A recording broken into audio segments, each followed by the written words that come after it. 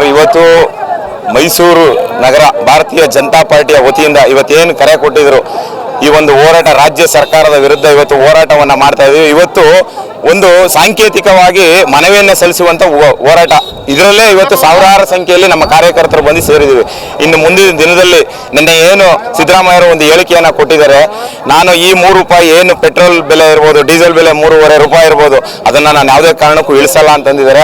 ಅವರು ಇಳಿದೇ ಇದ್ರೆ ಅವ್ರು ಇಳಿಸೋ ತನಕ ನಾವು ಹೋರಾಟವನ್ನು ಬಿಡಲ್ಲ ಅನ್ನೋವಂಥ ಮಾತನ್ನು ಮೈಸೂರು ನಗರ ಯುವ ಮೋರ್ಚಾ ವತಿಯಿಂದ ನಾನು ಹೇಳ್ತಾ ಇದ್ದೀನಿ. ಇದು ಯಾವುದೇ ಕಾರಣಕ್ಕೂ ಒಂದು ದಿನದ ಹೋರಾಟ ಅಲ್ಲ. ಇವತ್ತು ನಮ್ಮ ರಾಜ್ಯಾಧ್ಯಕ್ಷರಾದಂಥ BY ವಿಜೇಂದ್ರ ಅವರ ಒಂದು ಸೂಚನೆ ಮೇರೆಗೆ ಇವತ್ತೊಂದು ಹೋರಾಟ ನಡೆದಿದೆ. ಇನ್ನು ಮುಂದಿನ ದಿನದಲ್ಲಿ ಅವ್ರು ಏನು ಸೂಚನೆ ಕೊಡ್ತಾರೆ, ಪ್ರತಿದಿನ ಹೋರಾಟ ಮಾಡಿ ಅಂತಂದ್ರೆ ಪ್ರತಿದಿನನೂ ಹೋರಾಟ ಮಾಡಲಿಕ್ಕೆ ನಮ್ಮ ಕಾರ್ಯಕರ್ತರು ಇರ್ಬೋದು, ಇವತ್ತು ಜನಸಾಮಾನ್ಯರು ಇವತ್ತು ಹೋರಾಟ ಮಾಡಲಿಕ್ಕೆ ಸಿದ್ಧ ಆಗಿದ್ದಾರೆ. ನಮ್ಮ ಕಾರ್ಯಕರ್ತರಿಗಿಂತ ಹೆಚ್ಚಾಗಿ ರಾಜ್ಯ ಸರ್ಕಾರದ ವಿರುದ್ಧ ಜನಸಾಮಾನ್ಯರೇ ಹೋರಾಟ ಮಾಡಲಿಕ್ಕೆ ಸಿದ್ಧವಾಗಿದ್ದಾರೆ. ಇವತ್ತು ಮೈಸೂರು ನಗರ ಯುವ ಮೋರ್ಚಾ ವತಿಯಿಂದ ವಿಶೇಷವಾಗಿ ಅವರು ಏನು ಇವತ್ತು ಸನ್ಮಾನ್ಯ ಮುಖ್ಯಮಂತ್ರಿಗಳು ಸಿದ್ದರಾಮಯ್ಯನವರು ಇರ್ಬೋದು, ಉಪಮುಖ್ಯಮಂತ್ರಿಗಳು DK ಶಿವಕುಮಾರ್ ಇರ್ಬೋದು, ಏನು ಶವದ ಒಂದು ಇದನ್ನ ಅಣುಕು ಪ್ರದರ್ಶನವನ್ನ ಮಾಡಿದ್ರು, ಅದೇ ರೀತಿ ಇವತ್ತು ನಾವು ಮಾಡಿದ್ವಿ.